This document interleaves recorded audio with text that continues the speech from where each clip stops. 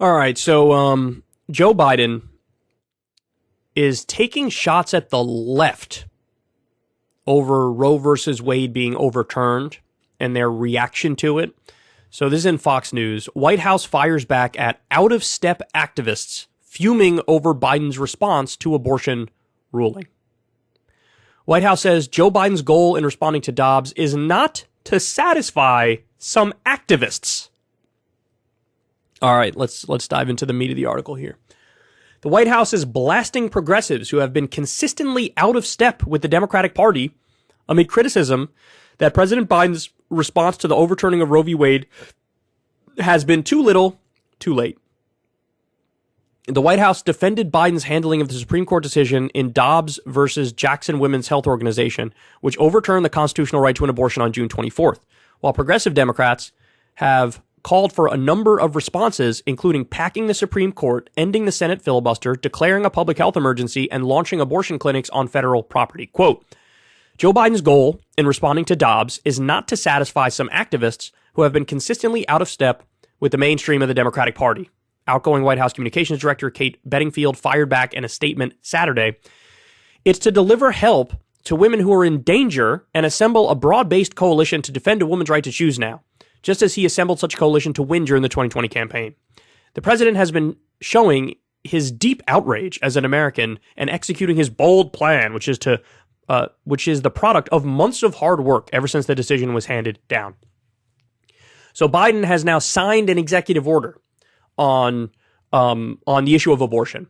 And from my understanding of it, from what I've read about it and gathered about it, it really is just window dressing. It's none of the real concrete steps that are needed in order to deliver for people. So, one of the things people talk about is you could do free telehealth and free abortion pills. That's one thing you could do. The abortion clinics on federal land in red states is another thing you could definitely do. That's the bare minimum what I just went through right there. Another thing is you could make one exception to the filibuster for codifying Roe versus Wade and codifying maybe Obergefell, which is gay marriage, etc., and do that. But that also he's not doing. So it's been very tepid response. They had a warning in advance because of the news story that leaked about how we knew they were going to overturn Roe versus Wade, and they seemingly were caught flat-footed when it happened, which makes no sense. And so now they're taking shots at the people who are trying to hold them accountable. Now, for Biden to say, oh, these activists are just out of touch. Quite the opposite, Joe. You're the one who's out of touch. Majority in new poll disapproves of ruling overturning Roe versus Wade. A majority of Americans surveyed in a new poll disapprove of the Supreme Court's decision last month overturning Roe v. Wade's constitutional right to an abortion. 57% of the respondents in the Pew Research Center survey disapprove of the court's decision in Dobbs versus Jackson's Women's Health Organization, compared to 41% who approve of the ruling. In states where strict abortion laws have been enacted since Roe was overturned, the disapproval rating of the court's decision slightly drops. 52% of people in states with strict abortion laws or abortion restrictions, set to happen soon, disapprove of the overturning of Roe. That's even a majority in red states, according to the poll, while 46% approve. Republicans are more likely to support abortion restrictions, and Republican-led states are the ones rushing to prohibit abortion since the court's ruling, Pew noted. Overall, 62% of Americans surveyed said they believe abortion should be legal in all or most cases.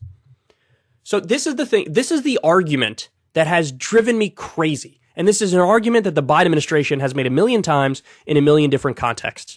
They look down on the activists. They look down on the Democratic base, and they say, you're out of lockstep with the mainstream of the Democratic Party and the mainstream of the country. Wrong, Joe. You're out of lockstep with them. Your inaction is the problem. Your inaction is aiding and abetting extremism. That's the issue. How many times have I explained this to you guys recently? When you are a deep believer in institutionalism and norms, well then, if the Republican Party goes full rogue, authoritarian, extreme right wing, and your answer to that is to say, look, our institutions have decided and Roe versus Wade is overturned. The Supreme Court said what it said, so it is what it is. Then now you're just aiding and abetting right-wing authoritarianism. So your deep belief in our institutions is leading you to be an ally of extremists. you have to provide a counterweight. You have to push back. Now, I'm certainly not saying you should do that in a way that you don't have the authority to do, but there are things you have the authority to do that you are choosing to not do. And by the way, Joe Biden's record on the issue of abortion is incredibly sketchy. You guys know this. Deep supporter of the Hyde Amendment, which is the idea that no federal money can go towards funding an abortion under any circumstances. He's had some sketchy ass comments about how I don't think it's the sole right of a woman to choose when it comes to abortion. I think, what was it, in the 70s or the 80s? He voted to basically throw Roe versus Wade to the states. So kind of agreeing with the Supreme Court. He has viewed himself on this issue as a quote unquote moderate. So ideologically, he doesn't massively disagree with the court. He might have some legal disagreements with them, or maybe some minor disagreements with them, but he doesn't have a big disagreement with them, which is why he's caught flat-footed. He doesn't want to do anything really substantive here, like, free telehealth and free abortion pills or abortion clinics on federal land in red states. But it's the chastising of the Democratic activists and the base. It's the chastising of them. So let me explain something to you guys. Biden is now going after the social issues activists. So that's part of, like the Guttmacher Institute, and there's all these different pro-choice groups that are out there, right? Well, Biden has already long ago pissed off every single, left-wing economics group because he doesn't really believe in social democracy, right? So he's already pissed them off. Some of the only remaining big-time allies were on the social issues because Democrats, generally speaking, for all their flaws, they are at least better than Republicans on social issues. You pick the issue. Gun control, for example. Democrats definitely have a different position than Republicans on a lot of gun control. Gay marriage. There's a difference, right? There is a difference there. But now you're even throwing under the bus and pissing off your allies who are in pro-choice groups. There's a poll, Crystal was just tweeting about this morning. Something like 90% of young voters want a different option other than Biden in the next election. And you wonder why. This is why, Joe. There's not a single group that you didn't beg for their vote and their support in 2020 that you haven't pissed the fuck off now. All because you want to defend your inaction.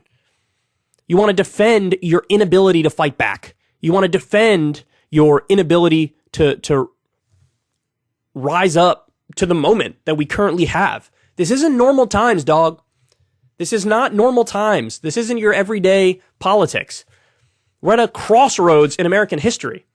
And he's content being a do-nothing president and just doing tweaks around the edges as the right goes further and further and further and further right.